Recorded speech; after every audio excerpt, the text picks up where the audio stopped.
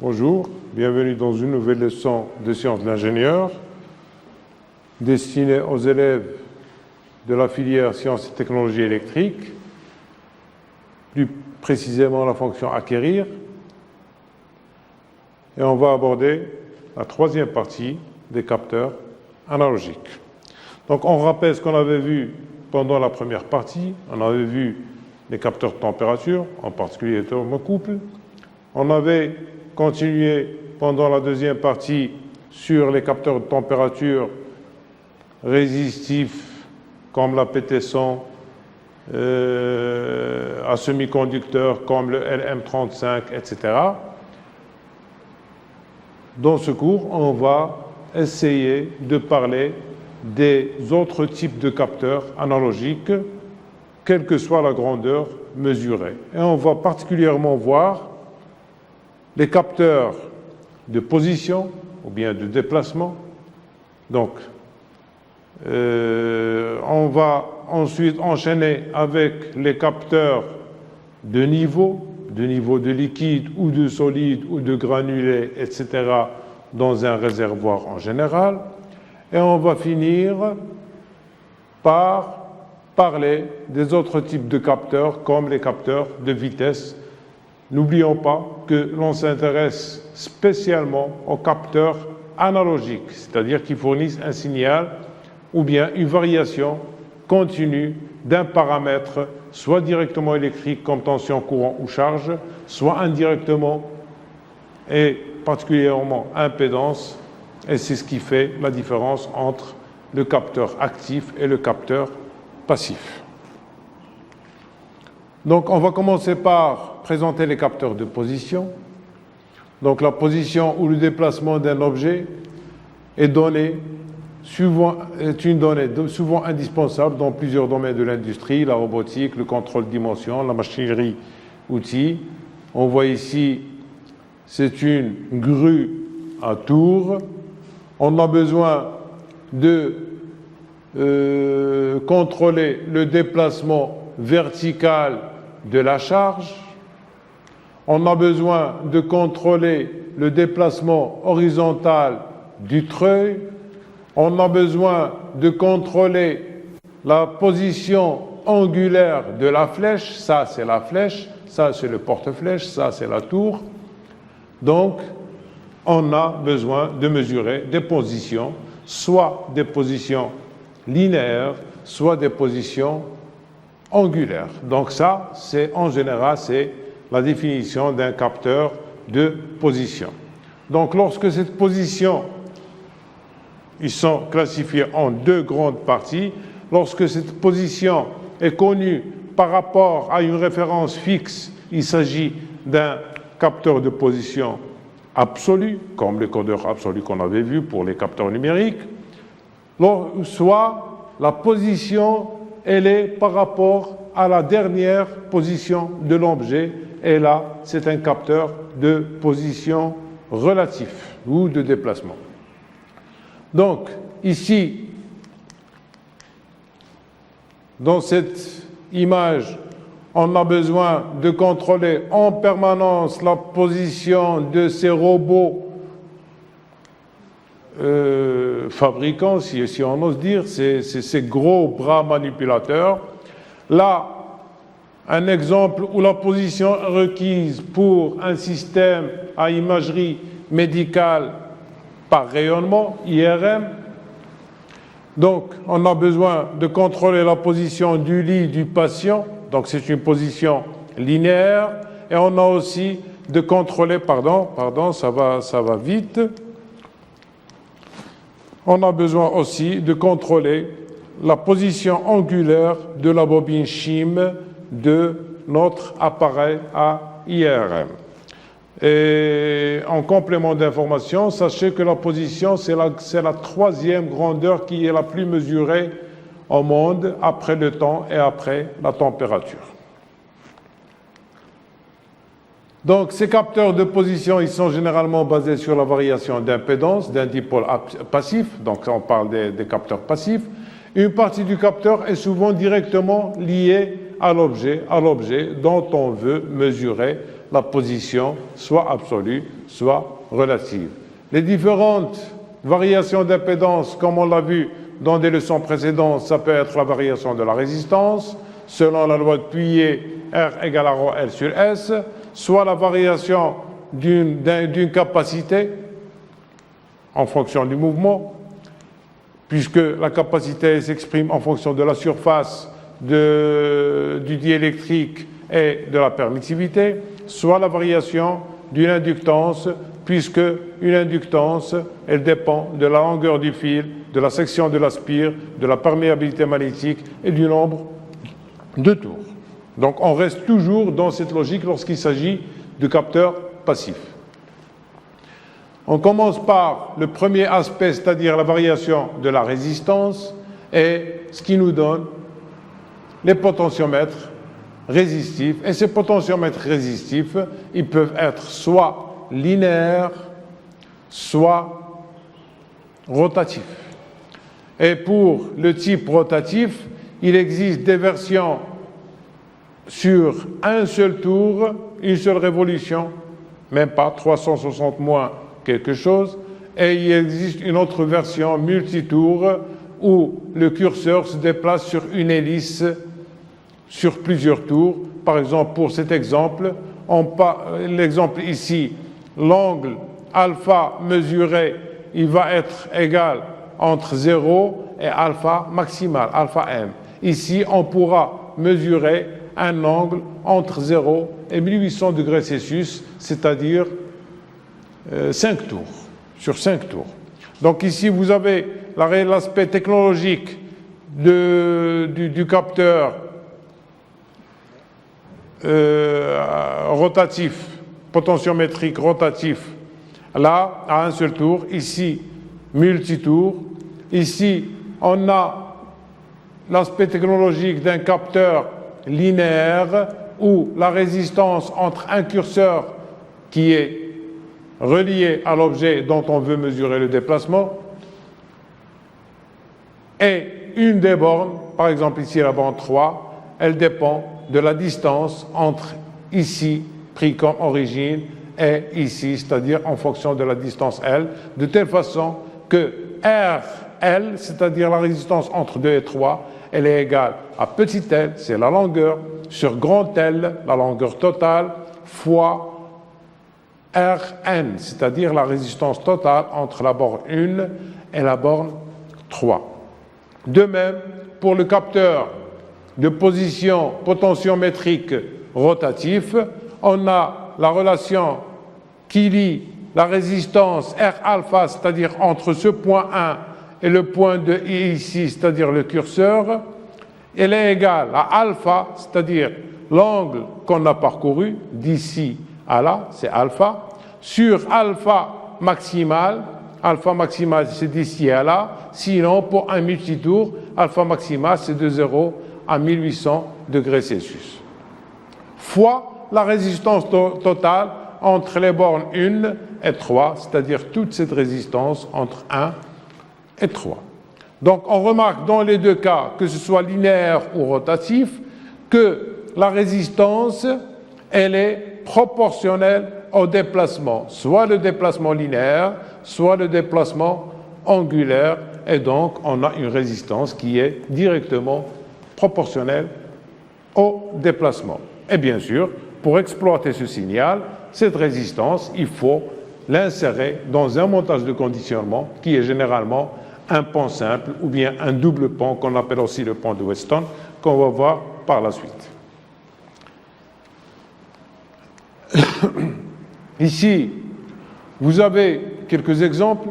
Ici, c'est comme vous pouvez le deviner, on voit ici une seringue.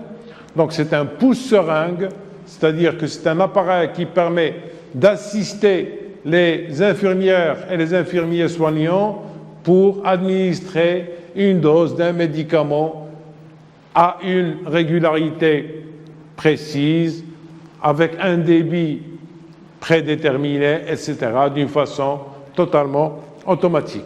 Donc ici, cet appareil, on l'appelle un pouce-seringue. Donc, ici, c'est relié à un capteur de position potentiométrique linéaire qui va donner une tension, comme on vient de le voir, une tension qui est proportionnelle à la position du piston dans le cylindre de la seringue. Là, vous avez, lorsque la longueur est très importante, les fabricants ont mis au point des capteurs qu'on appelle des capteurs résistifs. Bon, si l'élément qui varie à l'intérieur, il est résistif, parce qu'il y a une autre technologie, c'est la technologie qui contient à l'intérieur des codeurs optiques. Donc, résistif. Donc ici, le câble, il est relié à un tambour. Ce tambour, il est sous pression permanente à l'aide d'un ressort de rappel, c'est comme pour le mètre, qui, lorsqu'on le tire, c'est bon. Lorsque on le lâche, il s'enroule automatiquement grâce à une tension permanente qui est appliquée par un ressort de rappel à l'intérieur. Donc ici, notre capteur, il peut mesurer des distances qui peuvent aller jusqu'à 50 mètres dans l'industrie selon le type de capteur. Et bien sûr, vous devinez que dans ce cas, il devrait y avoir un réducteur entre le tambour sur lequel est enroulé le câble, qui est généralement un câble en acier inoxydable, donc un réducteur entre le tambour sur lequel est enroulé le câble et la piste résistive qui est à l'intérieur. Donc ce sont des capteurs de position à câble. Sur cette vidéo, nous allons voir quelques applications industrielles ou bien dans le monde industriel des capteurs à câble que je viens de citer. Vous remarquez ici que la différence entre les trois ici, c'est leur diamètre. Donc ça sous-entend que ici, 1 mètre, 2 mètres 50 jusqu'à 5 mètres. Donc ici, ils sont installés, ce type de capteurs, ils sont installés dans les cylindres des vérins hydrauliques. Cela suppose qu'ils doivent supporter de grandes pressions. Et effectivement, les constructeurs, ils sont parvenus à fabriquer de tels types de capteurs qui peuvent aller avec des utilisations de pression qui peuvent aller jusqu'à 600-700 bars. Donc vous remarquez ici que la mesure de déplacement du vérin, elle est contrôlée par le capteur de position à câble, comme dans ce cas. Ici, on a notre capteur. Ici, le câble, il est relié au piston. Et pendant le déplacement du piston, le capteur, il fournit une tension qui est proportionnelle à la distance qui est parcourue. Et ceci, dans les exemples qui sont fournis ici, ils sont spécifiques aux appareils de manutention, de levage, etc., surtout réservés aux chantiers de construction. Donc ici, on a aussi notre capteur de position à câble. Et il y a plusieurs constructeurs de ce type de câble et bien d'autres. Les avantages d'un capteur de position résistif, c'est la simplicité de fonctionnement et d'exploitation du signal électrique en sortie. On a directement un signal électrique qui a une tension proportionnelle à la position à mesurer, et donc le signal il est facile à exploiter. Ils sont peu chers. Les inconvénients, puisque l'objet dont on veut détecter la position, il est solidaire avec le curseur mobile du capteur, solidaire, c'est-à-dire qu'il y a entre les deux une liaison fixe ou bien une liaison encastrement, aucun degré de liberté. Il y a le frottement du curseur sur la piste résistive engendre un bruit dans le signal. Et ce frottement, il va entraîner une usure prématurée entre le curseur et la piste, ce qui détériore les éléments du contact. Ils ont aussi comme inconvénient une durée de vie limitée qui est évaluée à la dizaine de millions de manipulations possibles pendant la durée de vie. Donc là, on vient de voir que un capteur, il peut exploiter le fait de la variation d'une résistance en nombre. D'autres capteurs agissent sur la variation de la capacité de l'objet. Donc ici, la sortie d'un capteur capacitif, on sait que c'est epsilon 0, la permittivité du vide, fois epsilon R, la permittivité relative, fois la section. La section, c'est la surface ici, sur ce schéma, des armatures qui sont en regard, en face à face. E, c'est la distance entre les armatures et on l'appelle la distance de diélectrique parce que généralement, il y a un élément entre les deux qu'on appelle le diélectrique. Donc, epsilon 0, c'est la permittivité du vide. La permittivité relative, c'est epsilon R. S, c'est la surface en regard des armatures. Et E, c'est l'épaisseur de l'isolant. Les avantages. Les avantages, une grande sensibilité, c'est-à-dire un petit déplacement permet de se répercuter sur une variation de C. Et bien sûr, cette variation de C, on pourrait l'exploiter notamment en la couplant avec une bobine, le condensateur avec une bobine, et ça va jouer, on va récupérer la fréquence de résonance. Et lorsque on connaît la fréquence de résonance, qu'on aurait mesuré, on connaîtrait le déplacement qui a entraîné cette variation de fréquence de résonance, par exemple. Ici, on trouve un condensateur variable.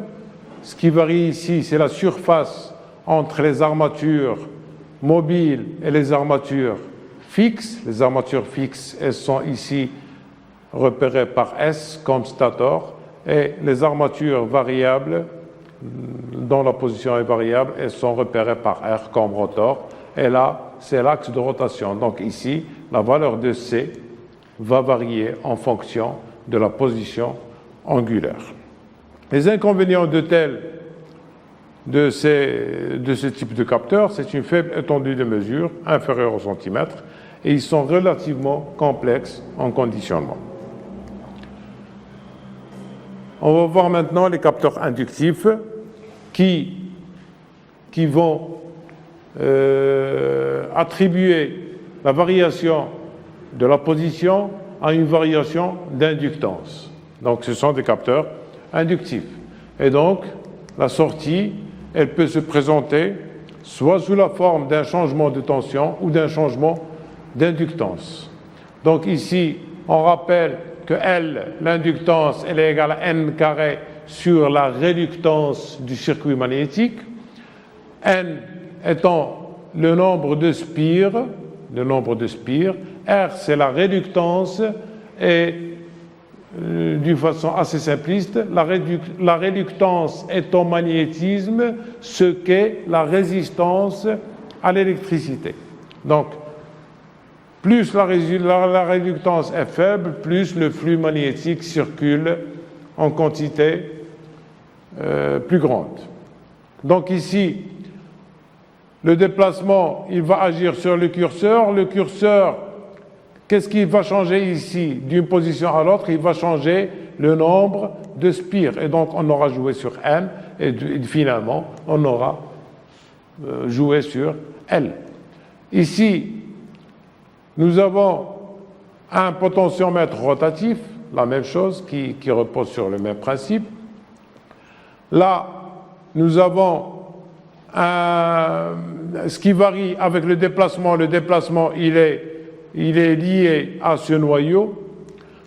Donc, le noyau, quand il se déplace à l'intérieur de la bobine, la tension elle change aux bornes de la bobine. La même chose ici, mais d'une autre façon. Le déplacement, il va être appliqué sur ce circuit magnétique et il va faire varier l'entrefer. Donc l'entrefer, cette distance ici entre les deux fers LR, oui LR, c'est l'entrefer. Donc les avantages de ces capteurs, c'est une grande sensibilité. Leur inconvénient par contre, c'est une faible étendue de mesure qui ne dépasse pas généralement dans les 50 cm. Et ils ont aussi un conditionnement relativement complexe. Les capteurs à ultrasons, donc tout ce qu'on vient de voir, c'est des capteurs de déplacement avec une liaison fixe entre l'objet qui se déplace et le curseur du capteur. Ici, les capteurs à ultrasons, ils remplacent avantageusement le capteur inductif ou capacitif lorsqu'il s'agit de mesurer des positions d'objets jusqu'à plusieurs mètres. L'émetteur et le récepteur sont situés dans le même boîtier. Ils détectent tout type de matériaux, transparents, non transparents, etc. Le signal est transmis grâce à la présence de l'air. Donc s'il y a le vide, il n'y a pas de déplacement. En effet, aucun fonctionnement possible dans le vide. Le signal n'est pas influencé par la poussière et les environnements brumeux. Et il faut éviter de détecter des objets dont l'angle d'inclinaison est trop grand, car le signal risque de ne plus revenir. Donc, sur ce dernier point, supposons que ce disque, c'est l'objet à détecter, et supposons qu'il soit sur cet axe, sur ce plan. Donc, sur ce plan, on risque de perdre le signal ultrasonore qui est issu du capteur en rouge, qui normalement devrait percuter sur l'objet à détecter et revenir vers le récepteur qui est intégré aussi dans le même boîtier. Et bien sûr, le principe des ultrasons, il repose sur l'émission d'une onde ultrasonore, c'est-à-dire au-delà des fréquences audibles qui sont généralement admises entre 20 Hz et 20 kHz. Lorsqu'un signal sonore il dépasse les 20 kHz, il devient ultrasonore. Lorsqu'il descend en dessous de 20 Hz, il devient infrasonore. Et en pratique, les signaux ultrasonores, ils commencent à partir d'une fréquence, disons, de quelques 50 kHz jusqu'au mégahertz. Donc, si l'objet était incliné, les sons qui viennent du capteur, ils pourraient ne pas être réfléchis et être perdus et donc fausser la mesure. Maintenant, on va voir un peu du côté des capteurs de niveau. On parle de niveau lorsqu'on a un produit qui peut être soit liquide, soit granulé, soit solide, soit en vrac, qui est dans un réservoir. On veut voir le niveau de ce produit dans le réservoir. Donc le contrôle de niveau est utilisé dans de nombreux domaines afin de connaître l'état de remplissage de récipient, c'est-à-dire le niveau qui atteint le produit présent. Il existe deux types d'informations relatives au niveau. La mesure continue, c'est celle qui nous intéresse, et la détection du seuil, c'est une mesure continue qui est associée à un conditionnement logique adéquat. La mesure de niveau fait appel à des méthodes hydrostatiques, électriques, photoélectriques, etc. Donc, les méthodes hydrostatiques, la technique du flotteur, donc le flotteur se maintient à la surface du liquide, on le fixe avec un capteur de position comme on vient de le voir, potentiométrique par exemple.